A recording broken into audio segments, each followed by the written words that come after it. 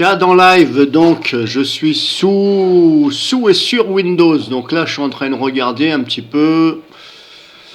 Qu'est-ce que ça vaut cas dans live, on va dire en 2026, 2025, 2026. Alors, tout ce que je peux vous dire, c'est que je préfère cas dans live à...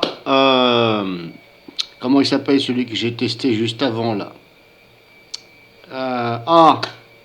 Flowblad sur Linux. Alors je préfère cas dans live. Je vais vous expliquer pourquoi. Parce que déjà, on maîtrise mieux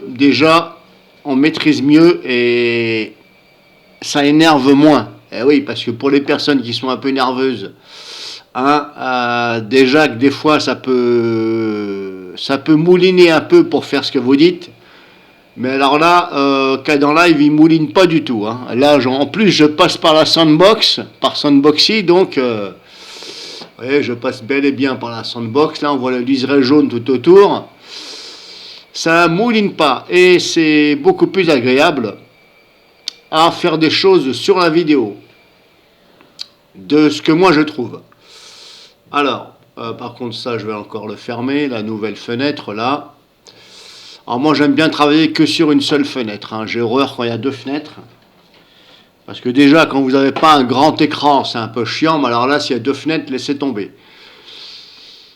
Alors déjà on peut directement, donc là j'ai préparé un peu d'avance, j'ai pris la vidéo, j'ai fait quelques coupes, voilà, c'est une seule vidéo que j'ai coupée en 3, 1, 2, 3, vous pouvez directement ici changer la vitesse, directement, il n'y a pas besoin de comme celui que je viens de vous citer là. Bah ça y est, j'ai perdu le nom. À chaque fois, je confonds avec Giroflow. Non, c'est Flowblad. Il n'y a pas besoin, comme Flowblad, de faire un clic droit ici et de dire voilà, tu me le mets en vitesse réduite ou machin. Résultat, il faut que ça écrive. Faut que ça fasse le fichier. Non, là c'est directement sur la timeline. Donc déjà, il y a un bon point pour cas dans live là-dessus. Ensuite, pour couper, vous n'êtes pas obligé de prendre le ciseau là, parce qu'il y en a qui vont voir sur YouTube. Vous prenez soit la flèche de la souris là, ou le ciseau pour couper. Non, vous vous mettez à l'endroit exact, ici, un clic droit, vous faites couper. Et ça coupe exactement là où vous avez placé. Pas besoin de prendre le ciseau là, etc. Voilà, si je recommence, je laisse ici un clic droit, ici, couper, tout simplement. Et là, j'ai plusieurs parties. Pas besoin de s'emmerder à prendre le ciseau là, je reprends ça, je reprends ça. Parce que vous allez vite fait vous gourer entre le ciseau et là, et puis d'un coup, vous allez cliquer sur le ciseau, vous allez dire merde, en fin de compte, c'était pas ça. Alors attendez, maintenant c'est où que j'avais coupé, ça c'est un coup à se planter. Donc moi je vous conseille de faire comme ça. Comme je vous dis, pour accélérer machin, n'importe quelle partie de la vidéo. Moi je trouve que c'est mieux. Alors après, pourquoi cette fenêtre là elle se met tout le temps, je ne sais pas. Apparemment c'est dans affichage. Voilà, moniteur du... Voilà, faut enlever ici. Pour enlever la double fenêtre, c'est dans affichage. Et il faut enlever apparemment moniteur de clip. Vous gardez moniteur de projet. Non, je t'ai pas dit de te mettre en route. Voilà. Bon, après, c'est vrai qu'il y a quand même des boutons à droite et à gauche. C'est vrai qu'on s'y perd un peu. Bon, on va pas se mentir, mais voilà, pour faire un montage simple, si vous n'avez pas trop envie de vous prendre la tête à utiliser trop d'outils, si vous voulez gérer l'audio, c'est ici en haut à droite. Vous voulez gérer les effets, c'est là. La couleur, c'est là. Vous voulez retourner vers votre montage, c'est là. Je ne vais pas aller dans l'onglet connexion parce que je ne sais pas ce que c'est. Mais vous voyez, voilà. Et en plus, vous pouvez supprimer ou faire un arrangement, c'est-à-dire, c'était dans moniteur... alors c'était dans quoi déjà? Affichage, voilà, charger l'agencement. Alors ça, ici, c'est comme si vous cliquez là-haut, tout simplement. Mais voyez, vous pouvez quand même supprimer cette barre là, ici, qui est marquée montage, là, ici, il y a marqué montage. Vous voyez, là, vous pouvez l'enlever, ça. Pour gagner un petit peu d'espace. Non, en fin de compte, c'est pas là que j'aurais dû cliquer, pardon. c'est affichage, je vais remettre montage, pardon. Ouais, mais ça, non, je me suis trompé parce que c'est le petit liseré là, ici, qui m'a trompé. Je croyais que c'était simplement ça, mais en fin de compte, c'est tout le carré qui est là. En tout cas, si vous voulez enlever, genre, bon, il n'y a aucun intérêt à enlever la timeline, hein, sinon, si vous voulez par exemple enlever ça, je ne sais pas comment on l'enlève, ça, le truc du son là, je ne m'en sers pas, mais je ne sais pas comment on l'enlève. Est-ce qu'il est là? Mixage du son. Ah bah voilà, on l'enlève comme ça, et après, on peut gagner un peu d'espace là. Parce que c'est vrai que quand il y a ça, c'est un peu juste là. En gros, vous pouvez faire ça en gros. Voilà, si vous voulez pas. Si vous voulez le remettre, vous le remettez.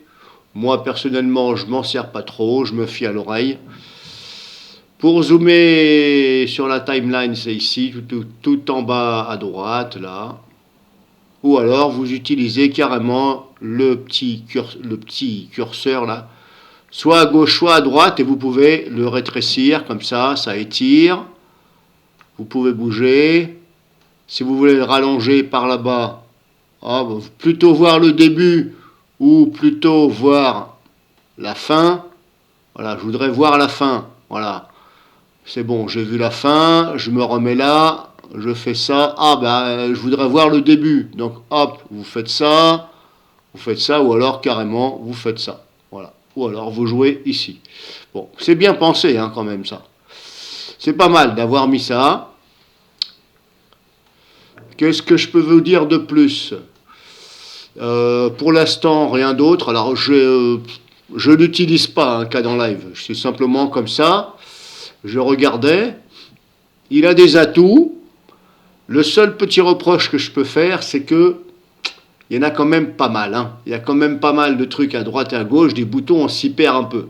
Bon, mais comme je vous dis, faut pas non plus trop se laisser effrayer par ces choses-là. Contentez-vous d'utiliser les trucs simples que vous connaissez, et puis ça ira très bien, ça fera bien le job. Et vous voyez, comme je vous disais, si vous voulez par exemple accélérer une partie de la vidéo, mais bon, il n'y a pas, quand je dis il n'y a pas trop intérêt, si vous pouvez toujours accélérer une partie de la vidéo, hein. Mais quand il y a du son, attention, parce que si vous avez coupé en plusieurs fois, si vous accélérez par exemple là, mais pas les autres, dites-vous bien que quand vous allez regarder ça sur YouTube, ça va faire bizarre, parce que d'un coup la vidéo va accélérer, et puis les gens ils vont rien comprendre.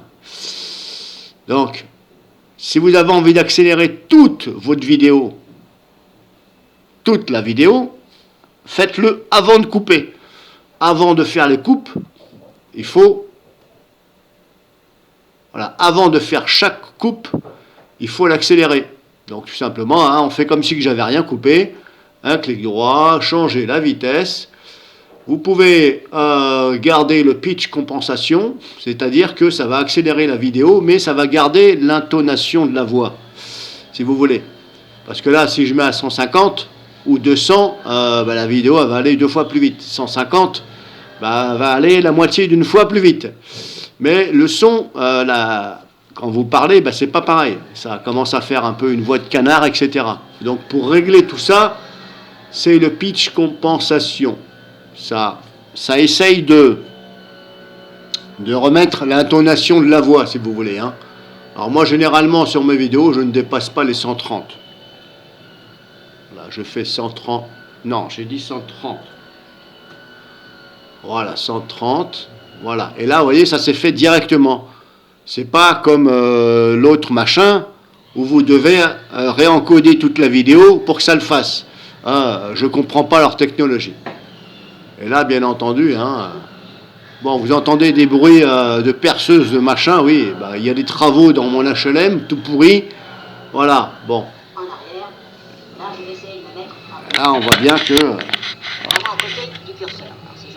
Alors, le volume. Si vous pouvez arrêter ces conneries, là. Bon, voilà. En tout cas, ça... La vidéo, le son est bien accéléré. Alors, il n'y a pas que le son qui a été accéléré. Il y a aussi l'image, bien entendu. Alors, c'est à vous de voir. Voilà. Alors ne m'en demandez pas plus pour l'instant, parce que, comme je vous dis, je ne travaille pas avec, je regardais, hein, la plupart de mes vidéos, moi je les fais avec Videopad sur Windows, ou sinon des fois je prends Shotcut, ça dépend, des fois je prends Asmovie Vidéo, des fois je prends Asos Vidéo, ça dépend, ça dépend, ça dépend. Alors on peut faire aussi l'effet glitch, hein, apparemment.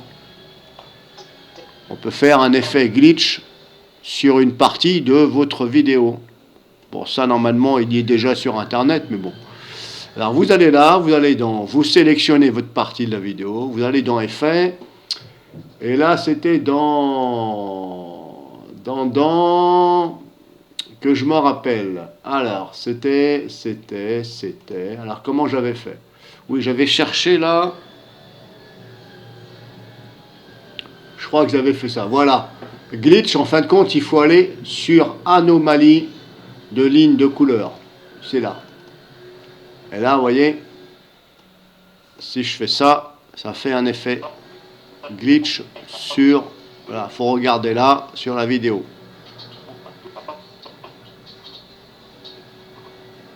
Alors, vous voyez, comme quoi que on tape glitch. Enfin, il y a... Ce que je veux dire, il n'y a pas marqué glitch. Donc si vous cherchez glitch, vous voyez, glitch, il est marqué là, il n'est pas marqué là.